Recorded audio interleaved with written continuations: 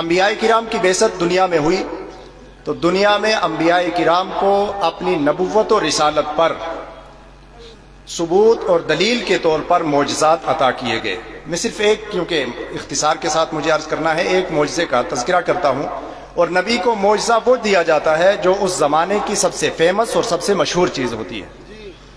مثلا حضرت عیسیٰ علیہ السلام کا زمانہ، جس زمانے میں حضرت عیسیٰ روح اللہ علیہ السلام نے اعلان نبوت کیا، اس وقت طب یونان کا میڈیکل سائنس اتنی ترقی کر چکا تھا کہ دنیا کی ہر بیماری پر انہوں نے کنٹرول کر لیا تھا۔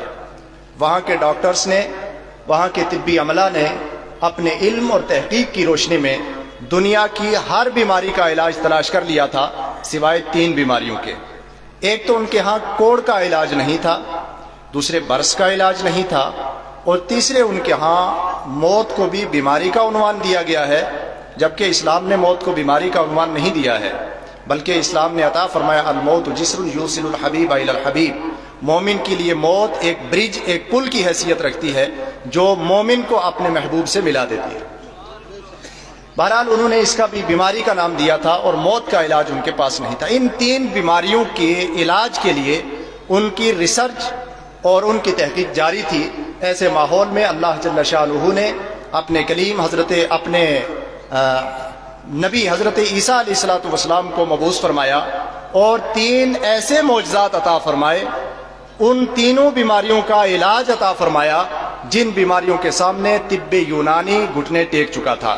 چنانچہ قرآن کی زبان میں حضرت روح اللہ علیہ السلام نے دعویٰ کیا وَأُبْرِئُ الْأَكْمَحَ وَالْأَبْرَصَ وَأُحْيِي الْمَوْتَى بِإِذْنِ اللَّهِ، میں مقبوح و مبروز کو درست بھی کر دیتا ہوں اور مردوں کو اللہ کے حکم سے زندہ بھی کر دیتا ہوں۔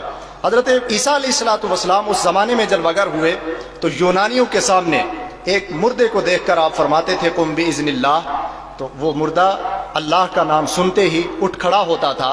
تو بہت سے یونانی اطباء نے حضرت عیسیٰ علیہ السلام کے اس معجزہ عیسوی کو دیکھا تو عیسیٰ علیہ السلام کو اللہ کا نبی تسلیم کر لیا اور اللہ تعالیٰ کی وحدانیت کو قبول کر لیا۔ توجہ ہے آپ حضرات کی؟ جب نبی آخر الزمان صلی اللہ تعالیٰ علیہ وسلم کی بعثت ہوئی تو اس وقت ملک عرب میں خاص طور سے اہل مکہ کے درمیان عربی زبان اس کی فصاحت و بلاغت کو ترہ امتیاز سمجھا جاتا تھا، اور عربوں کے یہاں اپنے مقابلے میں پوری دنیا کو عجمی کہنے کا رواج عام تھا۔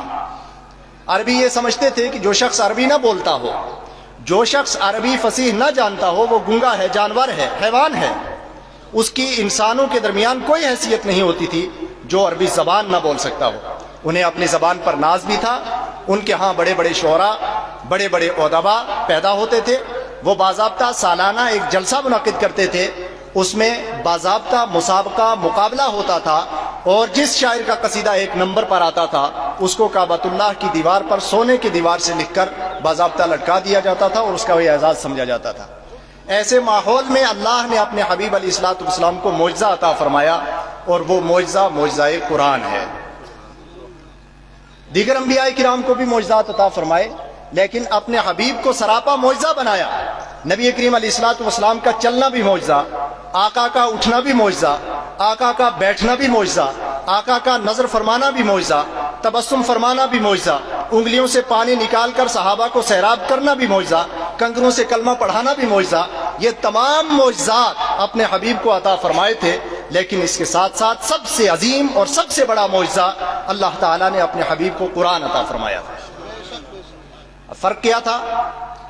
قرآن سب سے بڑا معجزہ کیوں ہے؟ اس کی ایک خاص شان یہ ہے کہ دیگر انبیاء کرام کے جتنے بھی معجزات تھے وہ انبیاء کرام کی ظاہری حیات کے ساتھ مقید تھے، محدود تھے۔ مثلا حضرت عیسیٰ علیہ السلام کے ہاتھ میں ایک عصا تھا۔ جب عصائے موسوی حضرت موسیٰ علیہ السلام کے ہاتھ میں جب عصائے موسوی لے کر حضرت موسیٰ علیہ السلام نکلتے تھے تو اس عصا کے ذریعے موسیٰ علیہ السلام اپنی قوم کو پتھروں سے پانی بھی نکال کر پلاتے تھے، اور اس عصا کے ذریعے فرعون کے دربار میں منعقد ہونے والے مسابقہ اور مقابلہ میں باضابطہ اس عصا کے ذریعے حضرت موسیٰ علیہ السلام نے حق کو واضح بھی کیا تھا۔ آپ حضرات جانتے ہیں، تفصیل میں نہیں جانا چاہتا ہوں، آج بھی یہ عصائے موسوی موجود ہے۔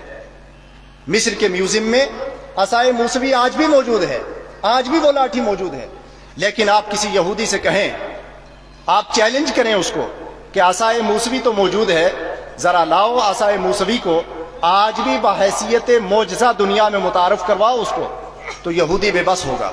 وہ کہے گا آپ برکتیں حاصل کر سکتے ہیں، آپ اس عصا کا دیدار کر سکتے ہیں، اس کے توسل سے بارگاہ خداوندی میں دعائیں کر سکتے ہیں، دعائیں قبول ہوں گی، رحمت و برکت تو وہ ہے، لیکن ایز اے معجزہ آج وہ عصا دنیا میں متعارف نہیں ہو سکتا ہے۔ کیوں؟ اس لیے کہ وہ معجزہ حضرت موسیٰ علیہ السلام کی ظاہری حیات تک تھا، اس کے بعد وہ رحمت و برکت تو ہو گیا، معجزہ باقی نہ رہا۔ تنہا نبی کریم علیہ السلام کا عظیم معجزہ قرآن ایک ایسی کتاب ہے کہ یہ آج سے 1400 سال پہلے بھی معجزہ تھا، آج بھی معجزہ ہے اور قیامت تک معجزہ رہے گا۔ یہ واحد قرآن ہے۔ آج بھی کوئی حامل قرآن اگر قرآن لے کر دنیا کے سامنے اٹھ جاتا ہے، آج بھی قرآن کا ماننے والا اگر قرآن کو ہاتھوں میں لے کر دنیا کو چیلنج کرتا ہے، تو اگر آج سے 1400 سال پہلے فرمایا تھا فَأْتُوا بِسُورَةٍ مِّن مِّثْلِهِ وَادْعُوا شُهَدَاءَكُم مِّن دُونِ اللَّهِ إِن كُنتُمْ صَادِقِينَ، تو آج بھی یہ معجزہ برابر موجود ہے۔ اس وقت کے اگر اہل عرب، اس وقت کے بڑے بڑے فصیح و بلیغ اگر اس کے سامنے گھٹنا دیکھ چکے تھے، تو آج کی ترقی یافتہ دنیا بھی قرآن کے ایک مفہوم یا ایک لفظ کا مقابلہ آج کی دنیا بھی نہیں کر سکتی ہے۔ یہ قرآن کل بھی معجزہ تھا، آج بھی یہ قرآن ویسے ہی معجزہ